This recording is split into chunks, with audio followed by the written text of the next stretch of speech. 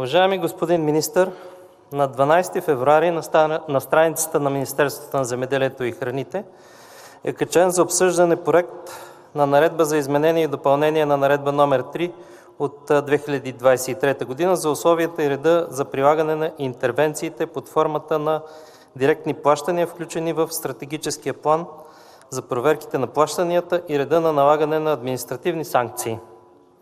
Основните промени в наредбата са свързани с повторно въвеждане на доказване на реализация на продукция. За всички промени интервенцията за обвързано с производството подпомагане на млечни крави е предвидено реализиране на средно количество краве мляко или млечни продукти в еквивалент мляко за стопанството в размер не по-малко от 3500 литра, независимо от породата и региона на производство.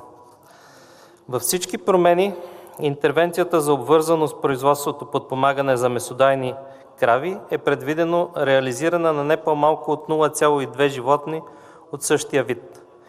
Изискванията се отнасят и за местните породи, застрашени от изчезване. Наредбата очевидно защитава лобистки интереси. В сравнение с първия вариант на наредбата, публикувана в Държавен вестник брой 23 от 14 март 2023 година, изискванията за реализация на мляко в дребните стопанства са увеличени от 2000 на 3500 литра, което е увеличение с 75%. За реализация на мляко за говедата от планинските райони от 1500 на 3500 литра, което е 133% увеличение.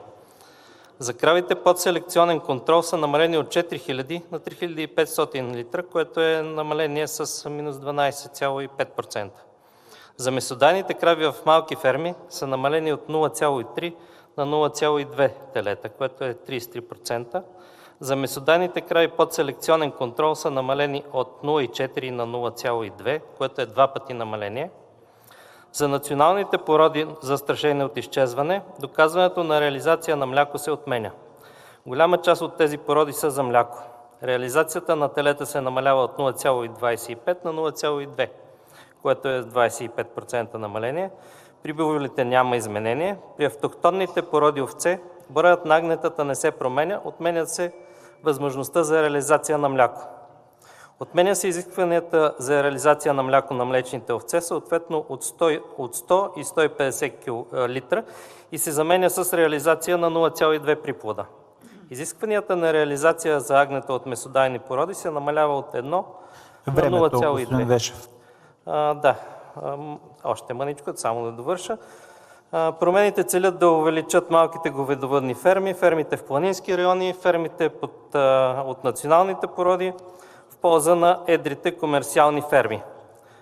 Затова молим за отговор, господин министър, на каква основа и какви методики са ползвани по определяне на реализацията на продукцията, тъй като в предвидените промени на наредбата е определено, че фермерите, отглеждащи българско родопско говедо, което е с продуктивен потенциал от 2-3 хиляди литра млечност, трябва да реализират 3500 литра, колкото и фермерите, отглеждащи черношарени говеда, чиято продуктивност е 10 000 литра мляко. Благодаря. Заповядайте да отговорите, господин министър.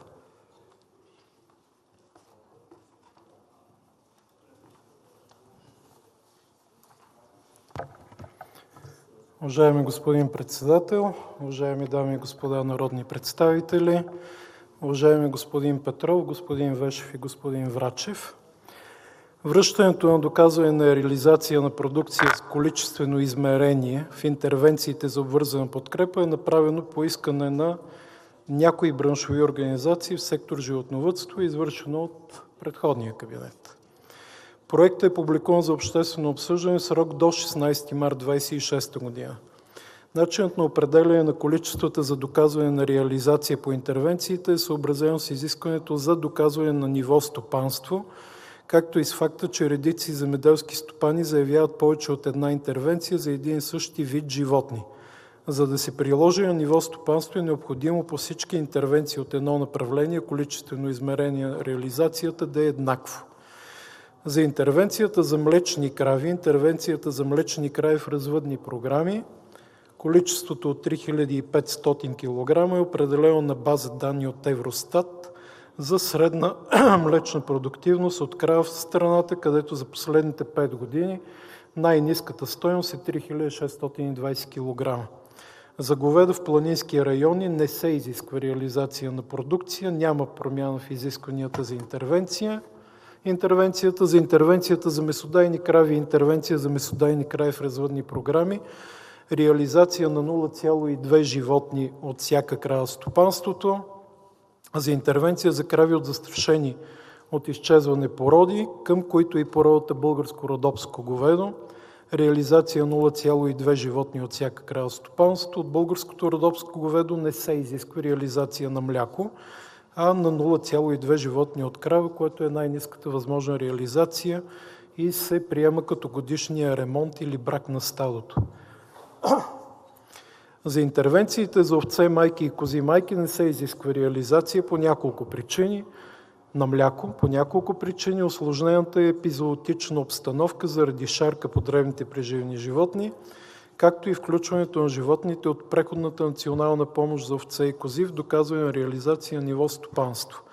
Реализацията е определена най-ниската възможност всички интервенции, дребни преживни животни, 0,2 животни от овца майка или коза майка и отново е годишния брак на стадото.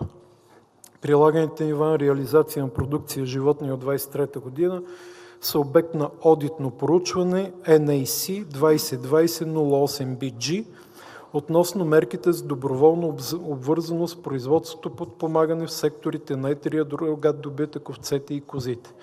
В констатация по време на одитното проучване в писмо от Европейската комисия с референтен номер АРЕС скоби 2024 954120 от 08.02.2024 година е установено, че спазването на условията за допустимост, свързани с реализация на продукция, се определя на равнище на стопанство, а не на база на отделните животни, поради което за кампания 24 и 25 година изискването за количество реализирана продукция от животно не се прилага.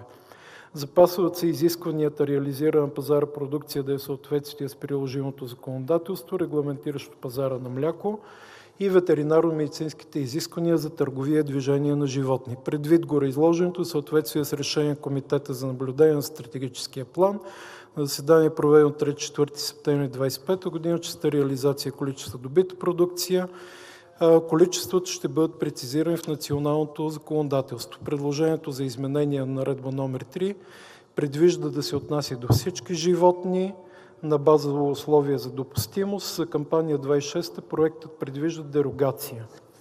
Намаляване на добива на половина. И с няколко думи, само споделям, извинявам се, наистина има много големи съмнения в сектора за лобистки натиск, ангажимента на Министерството на земеделието и всички работни групи, а той да не бъде допуснат. Заповядайте да зададете реплика.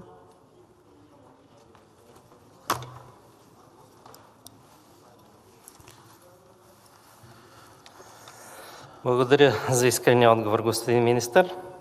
При встъпването си в длъжност като служебен министър, Вие обявихте, че ще се борите срещу мафията и политическите зависимости в сектора. В животновъдството те са изразени точно в големите индустриални ферми. От години дребните животновъди в България са пренебрегвани, най-вече заради това, че те са независими и не може да им се вмени за кого да гласуват.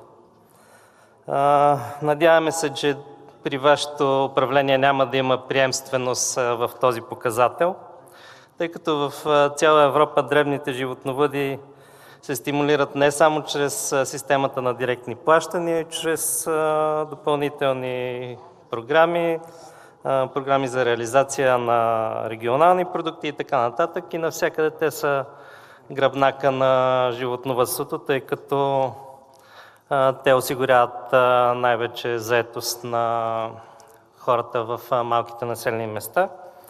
Надяваме се, че предложените промени, които сам казахте, че най-вероятно обслужват лобистки интереси, ще бъдат променени и ще бъдат взети предвид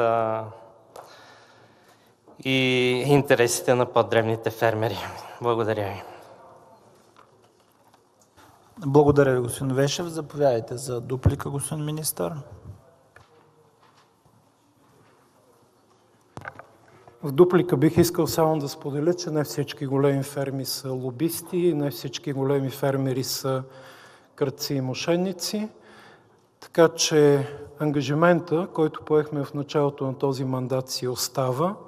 Работещите да получават подкрепа, тези, които се облагодетелстват по един или друг начин, включително нерегламентирано, лобистки или благодарение на това, че имат привилегировани пропуски в системата на Министерството и влизат в сградата все едно, че си вкъщи.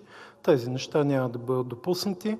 Прав сте, че системата за подпомагане, която е в Европейския съюз, е насочена главно към малки и средни земеделци, животновъди, така че да гарантира устойчивост. Това е и нашия ангажимент. Благодаря.